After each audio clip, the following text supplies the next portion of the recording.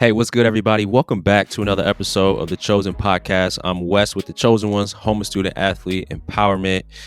Hey, we're going to do something a little different today. This is going to be my first episode with just me. I'm going to do something that's really out of my comfort zone, right? So we can't get better at things. We can't grow unless we move out of our comfort zone a little bit. So I want to be setting the example that I try to set for you guys every single episode, every single post I do on social media, and try to grow a little bit. But hopefully what I'm going to talk about today will help you become a better player, a better person.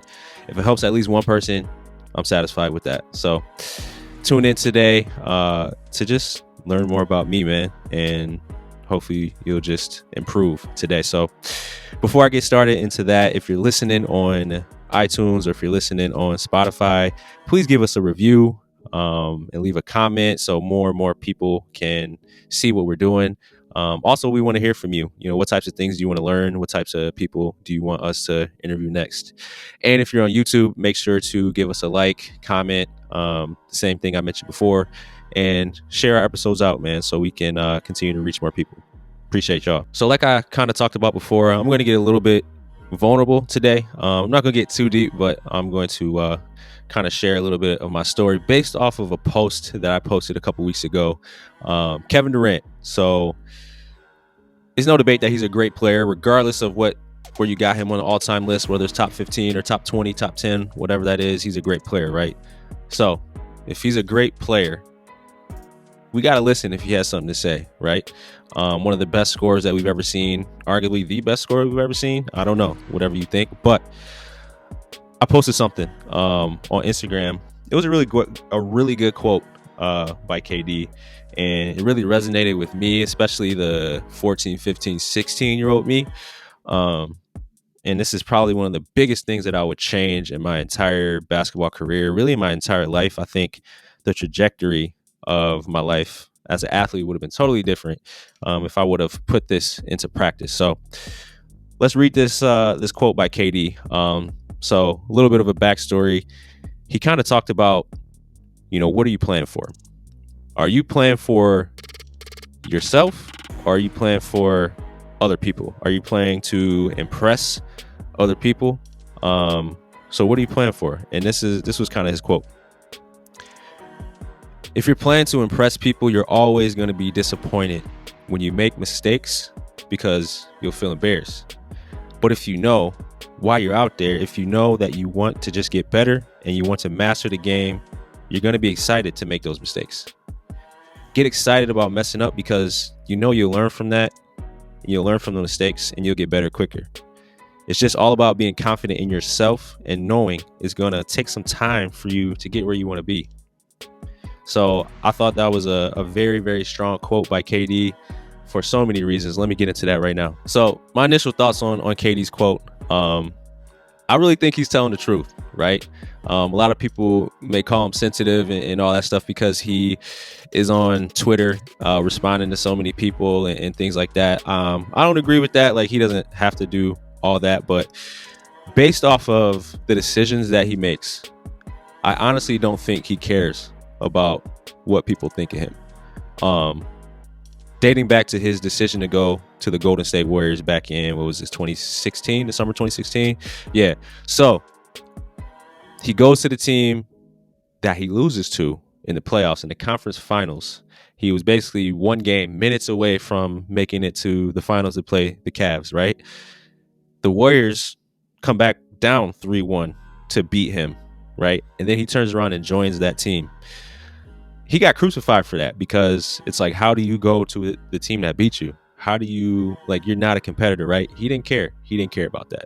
So that's one reason why I think he just kind of plays for himself.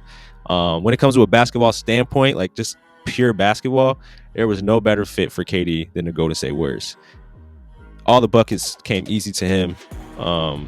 That offense was amazing, right? So, but when it came to a competitive standpoint, you could argue all day that was kind of a soft decision, but at the end of the day, he didn't care. He did not care what others thought. He just did what he thought was best for him, right? And then leaving the Golden State Warriors, going to the Nets, He thought that was the best decision for him at that time too. And then forcing a trade out of Brooklyn, going to Phoenix. So that's just a couple examples right there where Kevin Durant just honestly is like, hey, I'm gonna just do what I want to do. And I think that's probably a really good characteristic to have in life, a good characteristic to have, especially as an athlete, because when you watch KD, he plays really free. Like, it doesn't seem like he has a weight on his shoulder. It doesn't seem like he's stressed out. Like, basketball is just something that he loves to play, and you can just tell by the way he plays free. All right, so I want to get into why this quote resonated with me so much, right? I even want to go back to before being a teenager.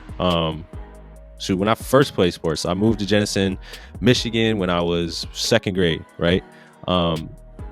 So for those that know me, I'm not extremely introverted. Like, I have some, or I am extremely introverted, but I have some tendencies to be extroverted at times, especially if I'm really close to you.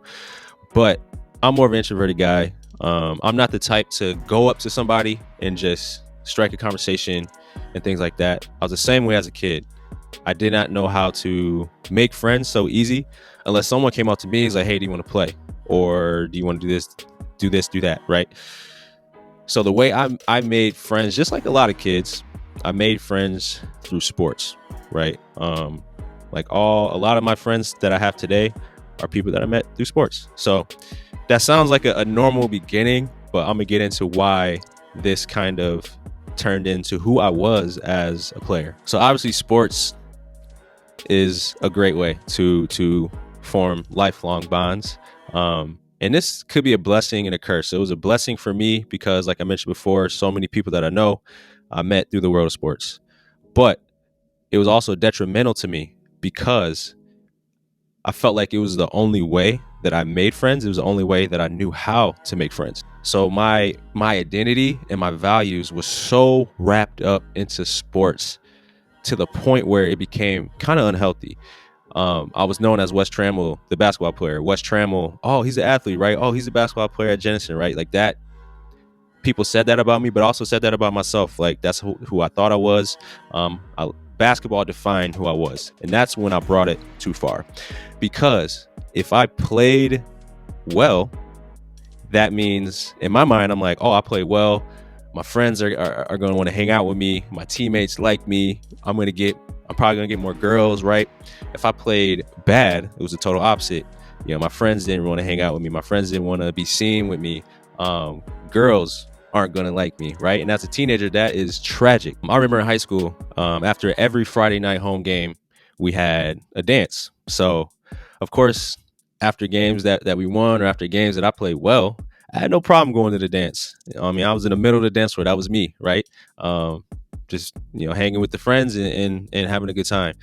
On the flip side, if I lost, you wouldn't catch me at the dance. Or if I played bad, you wouldn't catch me at the dance not because I wasn't in the mood to have fun.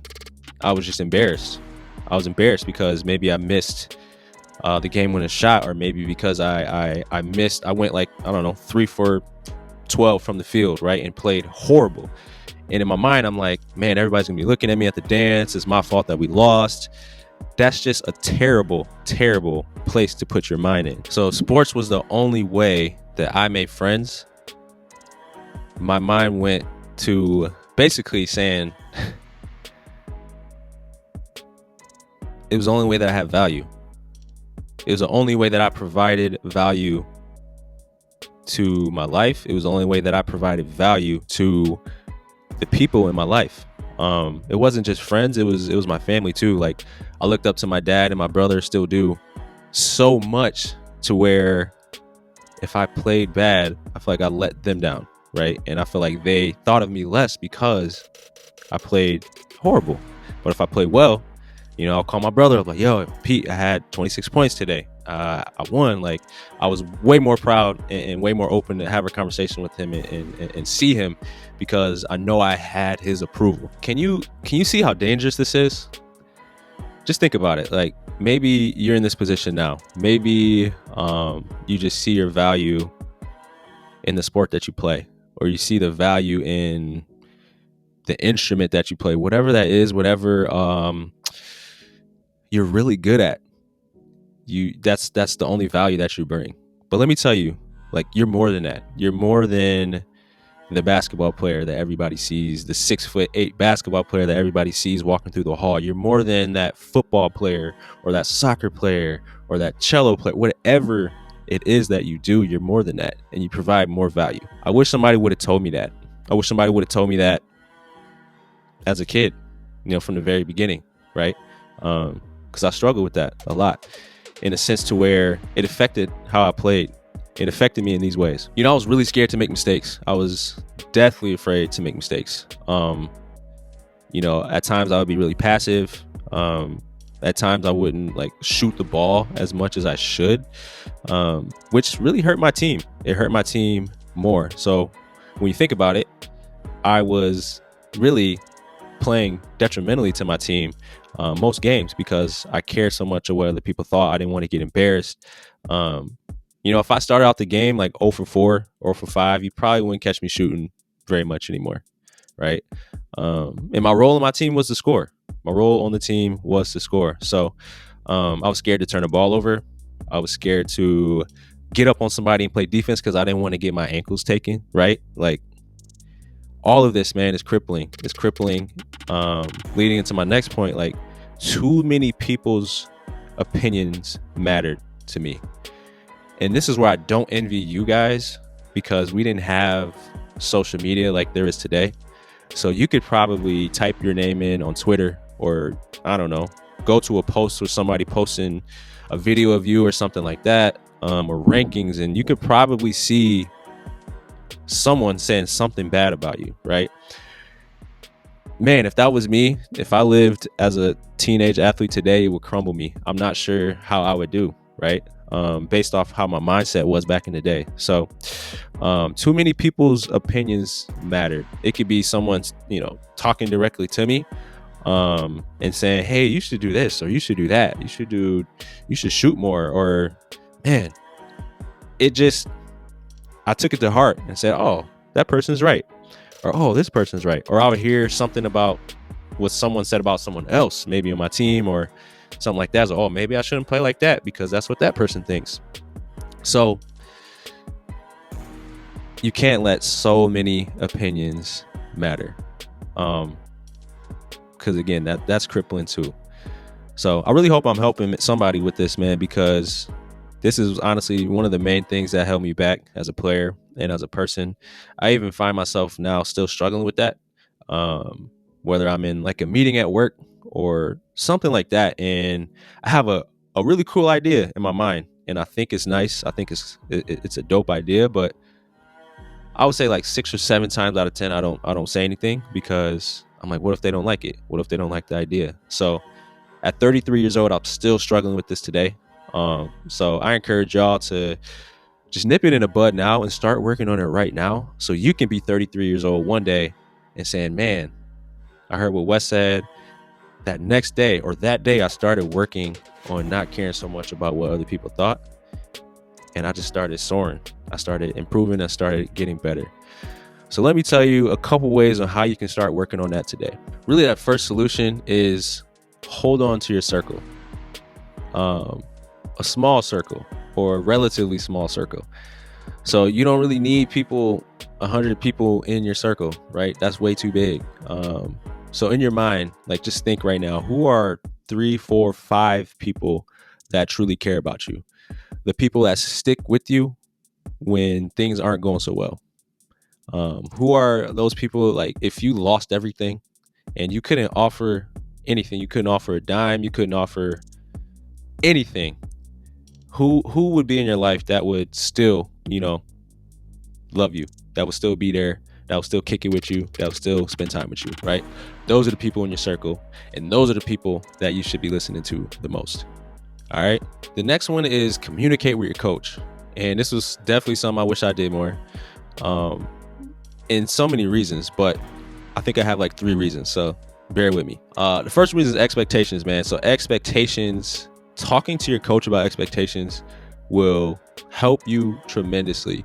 So if you just sit down and just say, all right, coach, what is my role on the team? What are some things that you really see me doing that will truly benefit the team?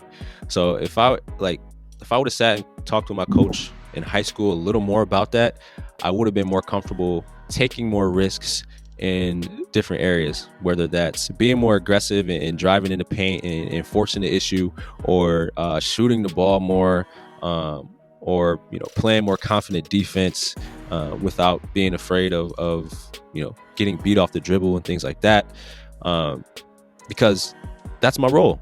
That's my role. And if I'm making a mistake or two in something that I'm really good at, my coach is gonna trust me. He's like, oh, he's fine. He's fine. We make mistakes, right? So talk to your coach about expectations.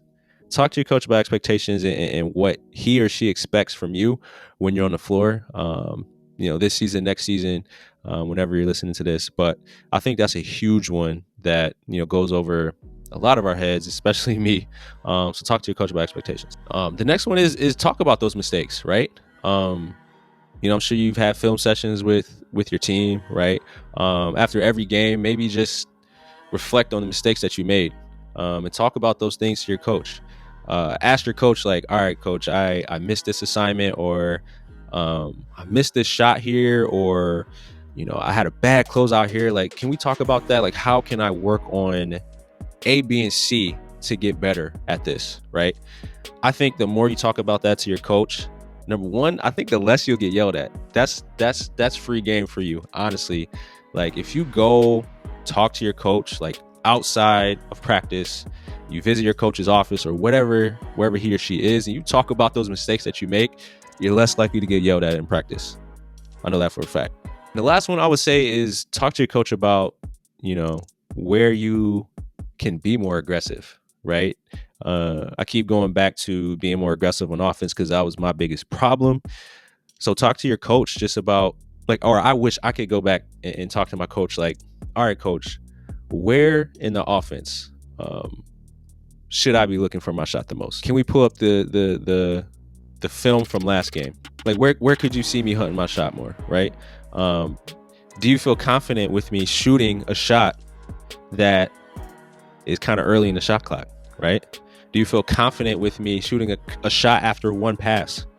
And just have those conversations. Again, it goes back to the expectations part. The more you have these conversations with your coach, I think the more comfortable you feel on the floor, the more comfortable you'll feel, being more aggressive and potentially making those mistakes that you will make. And when you're in communication with your coach about it constantly, like, you'll feel like your coach has your back more, instead of just wondering, like, oh man, if I make this turnover today, if I screw this up, like, is he going to take me out? Is she going to take me out? So be in communication with your coach. The last one is pretty simple. It's just learning from your mistakes. I think that I mentioned this earlier. You should, after every game, every single game, you should reflect on yourself. Reflect on how you did. What are some things you did well? What are some things you did not so well, right? Think about your mistakes. Why did you make that mistake? Why did you miss that closeout? Why did you throw that bad pass, right? And then learn from that, and then learn from it. Because when you learn from those mistakes, more than likely you probably won't do them again, or at least you won't do them the same way, right? So I love that Kevin Durant talked about that. It spoke so clear to me, and I hope it spoke really clear to you, because this was something that held me back so much in my career that I still think about it today. So if this helped you, can you share this? Can you share this episode out to someone that struggles with this? Maybe it's a friend or a teammate or something like that, that struggles with this, that has confided in you. So one more thing, for the people that confide in you, they're confiding in you for a reason. So keep that between you and the person that confided in you, man. Because mental health is crazy today. It's crazy today, and it's hard to come by a friend that truly cares about you. So if you have that, If you have a friend that truly cares about you, or multiple friends that truly care about you, hold on to that. All right. So I appreciate you for listening, man. Episode was a little shaky. I'm not used to just sitting and talking for 20 minutes just about just by myself. So no, I appreciate you guys. If you listen to this whole episode, thank you. Make sure you share this episode out. And hopefully we'll be back soon with another episode that will help you become a better player in person. So yeah, that's another episode of the Chosen Podcast. Appreciate y'all. Till next time. Peace.